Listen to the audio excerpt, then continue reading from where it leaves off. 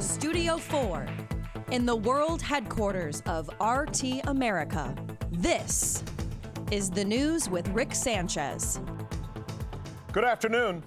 There's some breaking news coming into us as we begin this newscast. It's coming in from Brazil. To say the very least, colorful, controversial, and some would say unfairly jailed former president of that country, Brazil, with the 9th biggest GDP in the entire world, has just been given a reprieve by a federal judge. Now, as we understand it, the court has ordered his release from prison. Now, the repercussions of this story could be severe. In fact, keep in mind, this is somebody who has been the direct opponent of Bolsonaro, the president of Brazil. We're going to stay on top of this story for you. If there's anything else that comes into us, we're going to bring it to you right away. Meanwhile, for several weeks now, we've been following protests, sometimes violent, all over the world, some of them around the region of Brazil. In fact, many have been in places where you wouldn't really expect to see protests, especially ones this violent. I'm going to take you through some of them right now. Let's go to Chile. Look at this. Protests continue despite efforts by the country's president to ban the wearing of masks in public and to increase jail time for people who barricade streets. This is brand new. So far, 20 people have been killed, 2,000 have been injured in 21 consecutive days of protests as the world watches. Now to Lebanon. Thousands of high school students in Beirut skipped class today to join in on protest against inequality and corruption, which have entered their 23rd day now. Nearly 2,000 people have been injured here thus far, and the uprising doesn't seem to be ending anytime soon, despite the fact that Lebanon's prime minister has already resigned. The deadliest protest, though, taking place in Iraq, where the death toll is now growing every day. 10 people have been killed, and this is just within the last 24 hours alone. That brings the number of dead to nearly 300 since the anti-government riot demonstration began just several weeks ago. We are going to break down the very latest on this on the news with Rick Sanchez, where we believe it is time to do news again.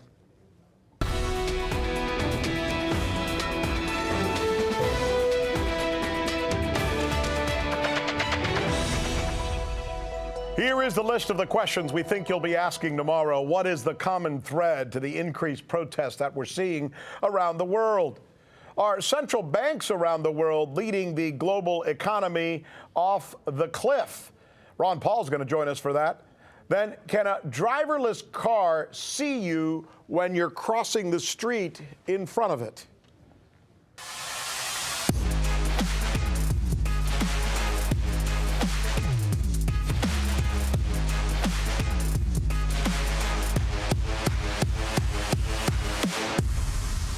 We're going to kick off our A block this afternoon by trying to drill down on what is going on with the rage and the public antipathy that we seem to see, not just here in the United States, but really all over the world. You saw the protests and the demonstrations that we just showed you. Those are 3 of about 20 that are going on right now. The question is, what is at the root of this, right? I want to read you something. This is just one man's opinion, by the way. Somebody who has very much been in the news just this last week. And here's the quote. He says, "I have seen capitalism evolve in a way that is not working well for the majority of Americans because it's producing self-reinforcing spirals up for the haves, down for the have-nots. This is creating widening income wealth opportunity gaps that pose existential threats to the United States because these gaps are bringing about damaging domestic and international conflicts and weakening America's condition." Now, I know it sounds boring, it's long, and you're wondering, why did Rick Sanchez just read me that long quote? Here's why. Whose quote is that addresses inequality? It sounds like something a Professor Richard Wolff would say, right? A guy like Richard Wolff, who's always talking about inequality and changing the system, he would say that, right? No. That quote that I just read you, and others like it, comes from perhaps the world's most ardent capitalist and free marketeer. I mean, this guy, the author of that quote, you know who it is? Ray Dalio. Do you know who Ray Dalio is? He has the largest hedge fund. He founded the largest hedge fund in the entire world. Joining us now is none other than Richard Wolff. Talk about turning things around on a day like this. Professor of economics, host of the Economic Report. Are you surprised to hear a guy like Dalio essentially sounding like you? What gives? Well, first of all, my hat's off to Ray Dalio. It's not the first time he's made this kind of a comment. He's a very smart man, which among billionaires is actually kind of rare, to be honest. A thoughtful fellow. He doesn't need to prove anything to anybody. He's trying to look at the situation the way it actually is, and he sees it. You kind of have to be blind not to. In Chile, in Lebanon, in Iraq, and I could list you 10 more. There is a common thread, even though each of those situations has its unique qualities. But the common thing, the thing that they have in common, is exactly what Ray Dalio points to. Your choice of quotation couldn't have been any better. It's the inequality. For the last 30 years, I'm an economics professor, that's what we study. For the last 30 years, inequality inside countries across the globe have gotten much, much worse in the United States, in China, and everywhere else. And we were promised 30 or 40 years with the so-called end of socialism and communism, and with the explosion of the free market celebrated by Margaret Thatcher, Ronald Reagan, and all that, that we would be ushered into an era of prosperity and growth, and man, it would just be wonderful. The reality hasn't worked out that way. For the top 5%, absolutely. But for the vast majority, no. We've had 30 years of redistributing wealth, just as Dalio says, from the middle and the bottom to the people at the top. The losers were the ones who need it most, and the winners were the ones who needed it least. That's the definition of a broken, unsuccessful economic system. But what's the trigger? What took us from what seems like a great idea where people would go out there and pick themselves up from the bootstraps, start businesses, hire a bunch of people, to where we are now, where that idea has permeated into something that seems, well, unequal? What happened? Well, because the idea, beautiful as it is, I couldn't agree with you more, is unfortunately a beautiful idea that doesn't correspond real well with the reality. We're always discovering the examples. There are examples of people with very little who struggle and make it to the top. But the reality is, for the vast majority of us, we struggle, we start with little, and in this system, that's what we end up with, only in the last 30 years, with even less. You know, 30 years ago, it was a rare student who accumulated debt in order to go to college. Now it's the norm. 40 years ago, it was reasonable for young people to expect to be able to afford a home. They can't do that now. They can't possibly do that now. When I was getting married, and I thought with my wife, of course we would have children, and we had to. But my kids, they're not having children because they can't afford to do that and live in the city. I mean, the situation for the majority has deteriorated, and you're not going to change that by telling stories about the few who managed to get through. It's amazing the way you describe this with so much passion and so much knowledge, and it is. You're absolutely right. A trend we're seeing in places like Ecuador and Chile and Lebanon and Iraq. It seems almost universal, and we've made a commitment to stay on top of it, and we thank you for joining us, Professor. Tonight, my pleasure. Another economist considered one of the world's smartest guys is coming out with bad news. This guy's name is Nouriel Roubini. Nouriel Roubini. He's a Turkish immigrant who's considered one of America's foremost economic minds, who was the #2 man in the Department of Treasury under President Bill Clinton. He has just announced, a couple of hours ago, by the way, when this crossed, that according to him, the global recession is already underway. That's what he's saying. And he's warning central banks all over the world not to try and get out of it by simply printing more money as they have in the past. This is a sentiment echoed just yesterday by the aforementioned, in my conversation with Dr. Wolf, Ray Dalio, right? So here you have these two guys, prolific, famous, well-known, saying kind of the same thing. So what gives, right? Why are we suddenly hearing this from so many people? There's one guy one person who's been making that argument now for years, and he's been called everything from a kook to a rabble-rouser for saying that very thing. Former Congressman Ron Paul has been screaming it from the mountaintop. The Fed and central bankers, he has long said, are the problem. Joining us now, there he is, none other than Dr. Ron Paul. This is interesting, isn't it, to hear a guy like Rubini essentially saying the things that you have been saying. If we keep printing more money, whatever recession comes will be worse. You agree, I imagine, right? Yeah, certainly, but it seemed like they were still blaming too much capitalism, too much freedom, and it hasn't worked out, and we have to have something else. But I think this is all explainable. It was predictable by Austrian economists over the years that if you destroy the middle class, or if you destroy the currency, you destroy the middle class, and that's what's happened. We've accommodated many people who wanted help, a lot of welfareism, corporate as well as individual welfareism. We've done that at expense of running up debt. And when you do that, you have to borrow money, and the very people you're trying to help, the poor, they suffer. They end up getting the inflation. So this is a predictable event, and this pretense that debt has been okay because it's been helping people. All you have to look at the world today, $188 trillion of world debt, and that's supposed to help people, but it's not helping people because it's not the market, it's Keynesian economics, it's not sound money, it's not the gold standard. It's zero rate interest rates, negative interest rates, and there's a dependency on government to solve all these problems when government has been at fault and have created these problems. The Fed aside, let me take issue with you, Dr. Paul. Suppose you're right. Suppose the best thing we can do is allow people to start businesses and let the market rule. But what happens when those people become so big that they're able to essentially manifest the government, control the government, buy the politicians? Isn't that even worse? Yeah, there's a problem with the politician who sells out. You don't have that. But you have to distinguish getting rich and powerful and influential from doing it by earning it and providing a service or a product for the people who voted them this economic authority. But if they if they get their power because they're connected to the government, which is essentially all the powerhouses, the banking industry, the military-industrial complex, the social media has had advantages from the government. That's wrong, and you can't allow that to happen. But if you have a company that provides a service or a computer that everybody likes and they vote you rich and you haven't had any benefits from the government, you should applaud them.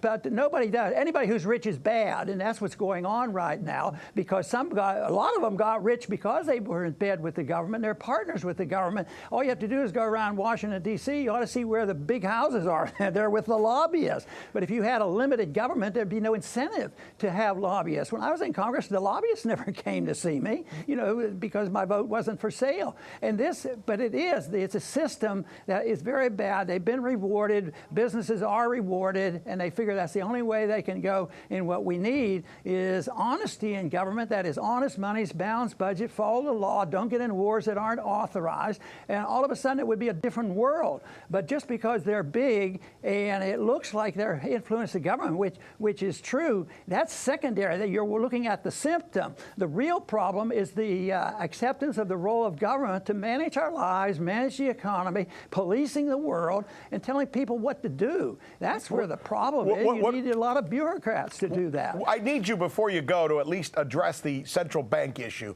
Central banks all over the world right now are either printing money or dropping interest rates. It seems to me that that's a foolish errand. You say what?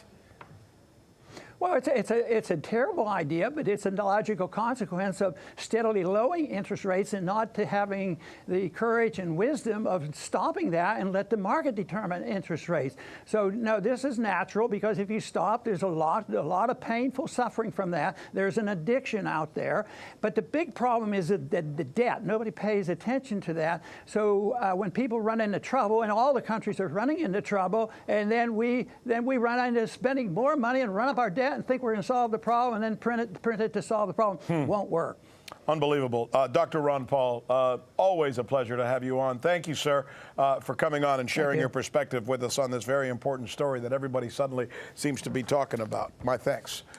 How do you feel about driverless cars? Well, here, let me pose the question to you this way. All right?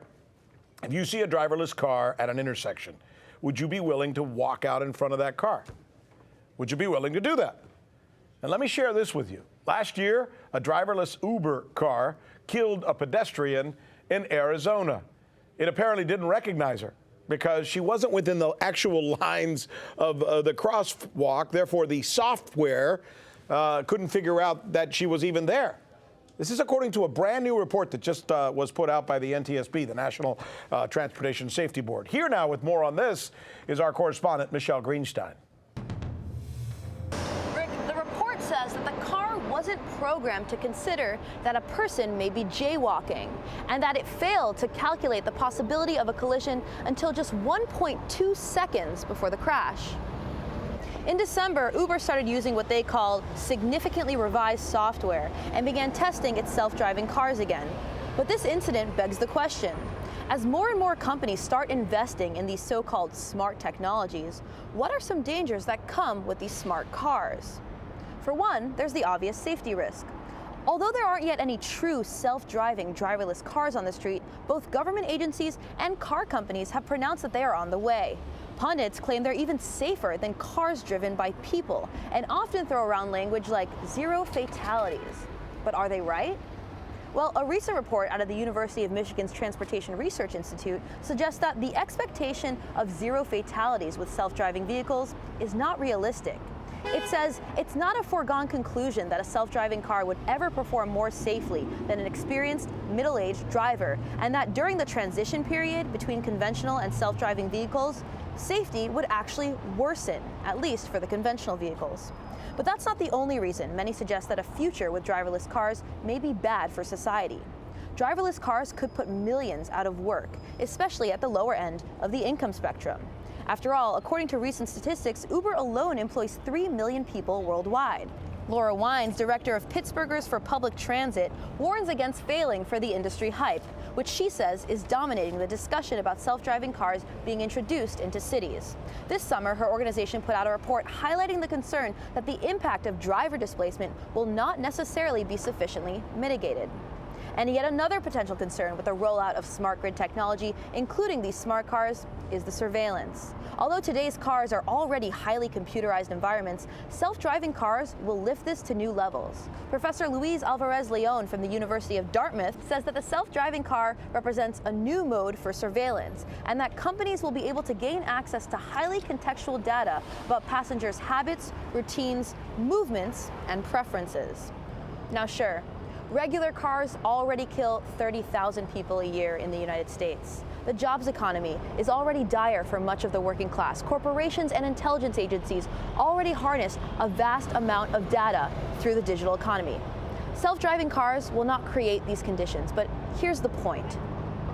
There may be a place for self-driving cars in the future, but as it stands, the questions, if not the dangers, seem too big a hurdle for these technologies to take to the streets. Rick? Thanks so much, Michelle. We certainly appreciate it. By the way, there's breaking news coming into us right now. Let me just share something we just received. This is out of northern Iraq. You know, northern Iraq, that's the area where mostly the Kurds live, right? Always been in contention. We've just gotten a report that there's been a barrage of 17 rockets that have been fired at, have landed near a U.S. military base. U.S. forces in northern Iraq apparently received this. We don't know anything about injuries at this point or material damage. Don't know who shot off these rockets, but certainly it's something that we're going to be following for you. The rockets landed near the Qayyarah military base in northern Iraq. Moving on. There is a new report out tonight. It's being prepared by Moody's Analytics in cooperation with Blue Cross Blue Shield that essentially says the state of health care among millennials in the United States never been worse. Millennials were born between 1981 and 1996, meaning the oldest millennial, did you know, is 38 years old right now. There are roughly 73 million of them in the United States, and they're known for their technical savvy, high levels of education, and demographic diversity. But according to the report, when it comes to health care, they're a mess. Joining us now is Dr. John Dombrowski. Dr. John Dombrowski is a renowned medical specialist here and the founder of the Washington Pain Center. This is interesting. It says they have a lot of problems with diabetes, a lot of problems with depression, and it seems to me that they are lost in terms of understanding our healthcare system in America because it's very confusing.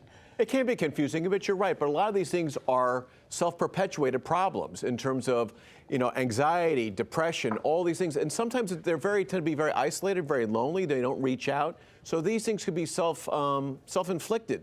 And the other things that they do is they tend to go out a lot for meals and things like that. So you have hypercholesterolemia, hypertension, weight gain, and smoking. All these things are very preventable. But go ahead. I'm just thinking, I see you. I should share with people, full transparency, you're my doctor, That's right. So I have a problem, I call you. Right. We have a relationship. I would almost guarantee you that 80 to 90% of them do not have a relationship with a doctor. They don't have that thing which is so special and so misunderstood in America, which is called a PCP, a primary care physician. That gateway, that one guy that you can turn to help you. They don't know where to go. They go to the emergency room. They go to a specialist. They go to their priest. They go to their wife or their girlfriend, right? Am I wrong? I mean, and I think the other thing that they do, they use technology maybe to their detriment in terms of Google it. This is what I have. This is what I have. And I see that all the time. So what I would suggest to them, if they think there's a problem, and again, these are all fixable: anxiety disorders, smoking, tobacco use, drinking too much, eating too much. These are all social problems that can be fixed. But again, if you have a problem, get to the physician to at least go over to say, you know what, perhaps you're not moving in the right direction, because the bottom line, it's going to cost us a lot of money. These are all preventable illnesses, and address it now when you're in your 30s versus when you're 60s. That's what the report says. Exactly. The report says this trend that we're seeing in millennials now is going to cost them and our society billions of years over the next generation. And that's why we need to address things right now. I'm looking at it, though, and I'm wondering, can't we do more as a country, as America, to create a system that is more transparent, easier for them to understand, so they can help themselves? Well, I guess we could, but a lot of people put up these false barriers. Well, I just don't understand that. These are, to your point, to your teas that you put out, these are very intelligent people. Access the doctor. Oh, it's too. How can it be that complicated? It's a phone call. It's a website.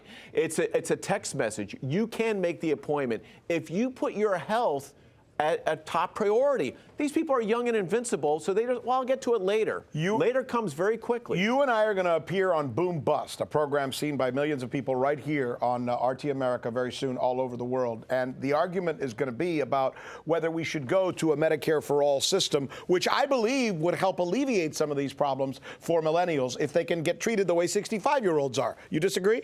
Well, I mean, we did have that whole idea of Obamacare and the website that crashed and all that sort of stuff. So I'm not saying that's all going to be it. I think what we need to do is incentivize patients. That's really key, because if I have to pay money in, but if I keep myself healthy, my rates go down. People are motivated by that. If it's a universal system, who cares? Someone's going to pay for me anyway with my bad choices. Well, we'll argue it out in a little while. Okay, you and me, doctor. All right. Thank you. Mano. Yeah, John Dombrowski, thanks for being with us. All right.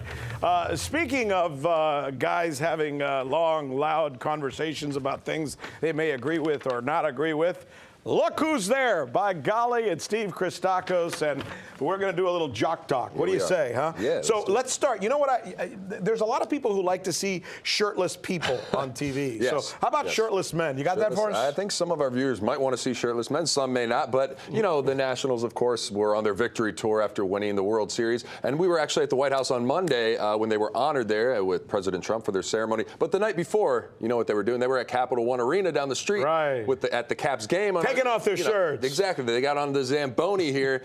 They took off their shirts and they were chugging some beer while holding the trophy, obviously. Could you explain the shirtless thing to me? It has to do with ice? Honestly, I'm not sure exactly what prompted that. They probably weren't completely sober, but you know, it's obviously a bit frigid in there, but they didn't seem to care. When you watch football games in America and it gets really cold, the first thing guys do is they take off their shirts. Yeah, that's true. And some of them, by the way, should not take off their shirts. That's true, especially at NFL games. You see a lot of those crazy fans. Just saying. Okay, now, staying with the theme of men, I couldn't think of a better man sport than the one you're about to show us. Yeah, this is, so some might not consider it a sport, but it is an extreme sport. It's called a wingsuit base jumping. Now, this guy we're about to see just takes off from however many thousands of feet up in the air, just with a wingsuit on, nothing else. And this is now base jumping. It's actually an acronym. So base stands for buildings, antennas, span, and earth. So span can be bridges, earth can be cliffs. This one obviously is a cliff. I got to tell you, that's tough to watch. No, it is. Yeah, and I mean, that's crazy. You can reach speeds of up to 250 miles per hour. You can go as far as 5 miles, and the highest ever jumped off the highest base ever jumped was 24,000 feet up. So it's pretty scary. Or you could have your brain splattered all over some rock somewhere in some weird place. You can, and you know, it is 43 times more dangerous than skydiving, just normal skydiving. Do those people get insurance? That's another question. Yeah. We'll talk to Dr. Dombrowski about that in a little bit. All right, now, the real guttural man sport. Right, this is a real manly sport. You know, some big dudes here. So lumberjacks, right? They participate in Timber Sport World Championships. It's actually a sport. Now, there's 6 disciplines. 2 of them that we're going to see here in the final are wood sawing and axing. So this is Australia versus New Zealand, the rivals, and Australia, the team known as the Chopperoos, actually ended up taking this for their 6th world title, actually. So it gets pretty intense, as you're about to see. This guy coming up here, he's a large. I don't know now. Which one? The one on the left? He's coming up in a second. Guy? Not this guy, but he's going to be axing this piece of wood. This guy right here. Okay, now I don't know if they test for PEDs, but he could be on steroids. I wouldn't be surprised. But I mean, look at him going at that. We need Dombrowski again. Yeah, we need him again. I mean, is this man on steroids? I mean, look at him celebrate. But yeah, the Chopperoos there. So.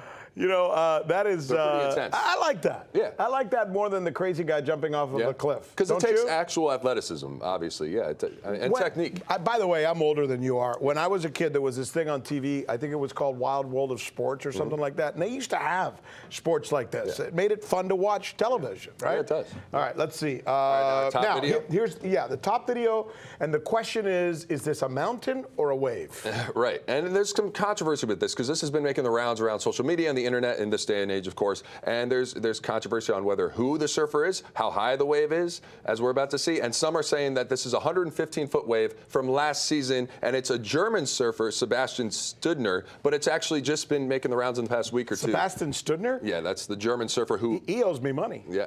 Oh, does he? No, I'm kidding. Go ahead. But no, a lot are saying it's this Brazilian surfer, Rodrigo Coxa, who, which it's not. It is the German surfer, Sebastian. But Rodrigo actually holds this is off the coast of Portugal. All right, so what are we looking at here? We're looking at 115. The hell is that? Well, that's a wave? Yeah, see that little line there? How big is that thing? So that's allegedly 150 feet. Now, if it came down on top of you, 15 floors. 150, is that? Yeah, 10 feet per floor. Yeah, 15 stories. That's a 15-story building. Yeah, so if that were to come down on top of you, they say it'd be like a bunch of semi-tractor trailers falling on you. So he's at the end of that line there. That's crazy, man. That is wild, yes. Okay, finally. So that's it. Can I ask you a question? Yes. Tomorrow, noon, Minnesota Gophers take on Penn State. You guys are at home. I'll root for the underdog. I'll root for Minnesota, but I don't know. It's going to be a tough one for you. Well, you'd be the only one picking us, so forget about it. Yeah, we'll see. And we end the show with this. Minnesota Gophers, rah, rah, rah, whatever that means. That's it for us. Thanks, Steve-O. See you again at 5.